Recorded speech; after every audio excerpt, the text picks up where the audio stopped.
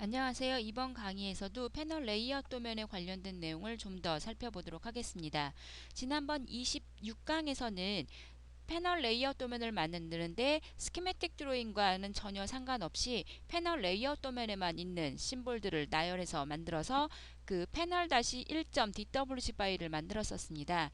이번 27강에서는 지난번 26강에서 완성했던 그 패널-1번 도면을 활용을 해서 좀 더 도면을 생성을 하는데, 이번에는 스키매틱 드로잉에 있는 데이터베이스를 활용을 하셔서 그 해당되는 심볼의 위치를 지정을 해주고, 그래서 이 패널 도면에 그 심볼들을 나열해보고 하는 방법에 대해서 설명을 드리도록 하겠습니다.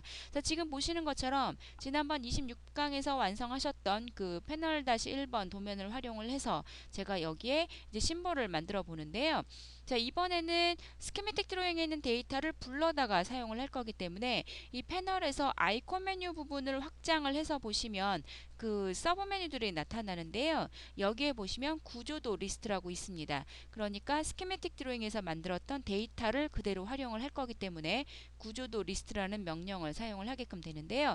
일단 구조도 데이터, 그러니까 스키매틱 드로잉에는 어떤 데이터들을 활용을 할 건지 조건을 지정을 해주실 수가 있는데, 일단은 전체 프로젝트로 있는 모든 데이터를 한번 활용을 해보도록 하겠습니다. 그래서 전체 수행해서 확인을 하시게끔 되면 전체 스키매틱 드로잉에 있는 데이터를 데이터베이스로 만들어서 그 데이터를 나열을 해주게끔 됩니다. 자, 그렇게 되면 지금 보시는 것처럼 전체 데이터베이스를 만들어서 부품 리스트를 쭉 만들어 주게끔 되는데요. 이 부품 리스트에 보시면 이제 앞에 뭐 X자 플러스 뭐 마이너스 이렇게 되어 있는데, 이 마이너스자로 표현되어 있는 부분들이 현재 스키매틱 드로잉의 패널 레이아웃 도면에 표현이 되어 있지 않은 부분이고요. 앞에 뭐 X자 되어 있으면 그 부분은 패널 레이아웃 도면에 제대로 도면이 표현되어 있는 거, 그 다음에 O로 표시되어 있으면 뭐 어떻게 되어 있고 하는 것들은 여러분들이 그 제공해주고 있는 문서 파일에 보시면 좀 더 자세하게 나와 있고요.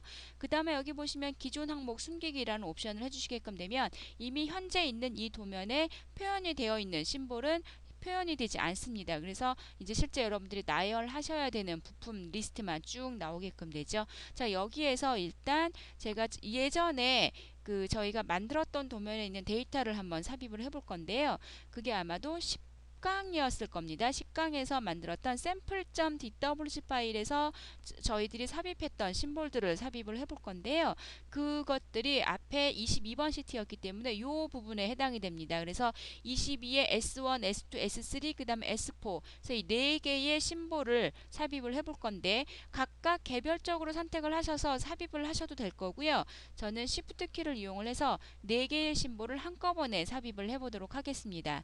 이렇게 해서 제가 삽입을 해주게끔 되면 한꺼번에 삽입을 해주는 거기 때문에 위치 순서라든가 값을 주실 수가 있는데요. 제가 균일 간격을 사용을 해보도록 하겠습니다. 그래서 4개의 심볼을 수직으로 일렬선상으로 만들 거기 때문에 그 거리 값을 y 값에다가 밑으로 해서 마이너스 25mm만큼씩 떨어뜨려서 주고, 그 다음에 순서를 제가 S1, S2, S3, S4 순서대로 삽입을 해보도록 하겠습니다. 그러면 S4가 가장 아래로 내려가야 되니까 아래로 이동을 활용을 해서 제가 삽입하기 원하는 순서대로 만들어 줄 수가 있게끔 되는 거죠. 그래서 이렇게 하셔서 확인해 주시면 이제 실제 어디다 삽입을 할 건지 위치만 지정을 해 주시면 되는데요. 제가 이 정도 위치에 한번 삽입을 해보도록 하겠습니다. 그래서 로테이션 값은 0도로 해주게끔 되고 하시면 지금 보시는 것처럼 태그 값과 설명 값이 올라오게끔 되죠. 자, 지난번 26강에서는 스키매틱 드로잉엔 없이 패널 레이아웃에만 있는 도면을 삽입을 했었기 때문에 여러분들이 태그 값이라든가 설명 값을 사용자분들이 일일이 다시 한번 넣어 주셨어야 되는데, 지금 이 경우에는 스키매틱 드로잉에 있는 심볼을 그대로 활용을 하실 거기 때문에 그 스키매틱 심볼을 삽입을 하셨을 때 입력하셨던 태그 아이디라든가 설명 값이 그대로 다 올라오게끔 되죠. 그래서 그 값들을 그대로 활용을 하면 되고, 그 다음 거 올라오시고 하셔서 이와 같은 방법을 이용을 하셔서 제가 Y축으로 마이너스 25mm씩 떨어뜨려서 삽입을 한다고 했기 때문에 그 4개의 심볼이 지금 보시는 것처럼 일괄적으로 해서 한꺼번에 삽입이 되는 걸 확인을 하실 수가 있죠. 그렇게 하고 삽입이 된 부분은 지금 제가 기존 항목 숨기기라고 해놨기 때문에 그 22의 S1, S2, S3, S4는 더 이상 올라오지 않는 걸 확인을 하실 수가 있습니다. 자, 그러면 아까는 푸시 버튼 4개를 쭉 삽입을 해봤는데요. 이번에는 그 샘플.dwg 파일에 저희가 삽입해놨던 그 릴레이를 한번 삽입을 해보도록 하겠습니다. 그래서 지금 보시면 순서가 좀 엉망으로 나와 있기 때문에 찾기가 힘드시죠. 자, 이럴 경우에는 저희가 정렬을 해보실 수가 있는데 리스트 정렬을 활용을 해서 1차 정렬에서 제가 태그 이름별로 정렬을 다시 한번 해보도록 하겠습니다. 자, 그렇게 되면 지금 보시는 것처럼 태그 ID 값을 적용을 해서 정렬이 쭉 되어 있는데요. 자, 22번에 쭉 보시면 여기 보시면 22K1 해서 릴레이죠. 그래서 마스터 릴레이를 이 샘플.dwg 파일에 넣어놨었는데 이 마스터 릴레이를 똑같이 삽입을 한번 해보도록 하겠습니다. 자, 이렇게 되면 해당되는 릴레이 외곽 설정 파일을 찾죠. 그래서 제가 이번에는 릴레이는 이쪽에다가 한번 삽입을 해보도록 하겠습니다. 그래서 이렇게 해서 개별적으로 하실 때도 마찬가지로 태그 값이라든가 설명 값은 그대로 있는 내용을 활용을 해주게끔 되고, 자, 이렇게 해서 제가 필요로 하는 심볼들을 다 삽입을 했으니까 닫기 해주시면 지금 보시는 것처럼 정말 쉽게 그 스키매틱 드로잉에 이미 다 만들어져 있고, 그리고 거기에서 스펙 값까지 다 만들어져 지정을 해놨었기 때문에 그냥 여러분들은 선택을 하셔서 위치만 지정을 해주시면 지금 보시는 것처럼 패널 레이아웃 도면을 바로 만들어 주실 수가 있게끔 되겠습니다. 자, 그러면 이렇게 만들어진 패널 레이아웃 도면과 스키매틱 드로잉의 그 연계 관계를 한번 확인을 해보도록 하겠습니다. 그래서 저희가 이 프로젝트에서 검색창을 활용을 해서 이 맨 아래쪽에 있는 이 푸시 버튼을 한번 선택을 해보시면 검색창이 나타나게끔 되는데요. 앞에 샵 마크가 있는 부분이 패널 레이아웃 도면 쪽이고 이 위쪽 2개가 스키매틱 드로잉에 해당이 되겠죠. 그래서 제가 페어런트 심볼 부분을 선택을 해서 이동을 하겠다고 하면 바로 그 도면으로 이동을 하고 그 부분만을 확대해서 나타내주는 걸 확인을 하실 수가 있죠. 그리고 여기에서 지금 바로 이제 스펙을 한번 변경을 해보도록 하겠습니다. 그래서 제가 여기서 바로 편집해서 들어가서 이 구성요소 삽입 편집창에서 제가 색인을 확인을 해서 이 색인을 이용을 해서 이 푸시 버튼의 스펙을 한번 조정을 해보도록 하겠습니다. 현재 스펙은 그 AB 사이의 30.5mm 익스텐디드 타입을 사용을 하게끔 되어 있는데요. 제가 유형을 30.5mm의 부트 타입으로 바꾸고 1N5 1NC의 이 800H R6A 타입을 한번 사용을 해보도록 하겠습니다.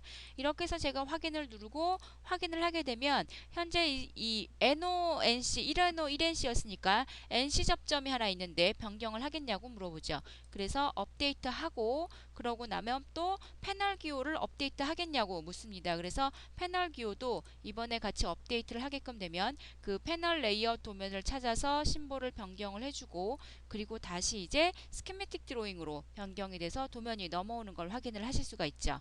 그러면 이제 저희가 다시 검색을 활용을 해서 이 패널 레이아웃 도면으로 한번 이동을 해보도록 하겠습니다. 자, 이동을 하게끔 되면 이제 그 패널 레이아웃 도면에 와서 그 푸시 버튼을 확대를 해서 나타내 주게끔 되는데요.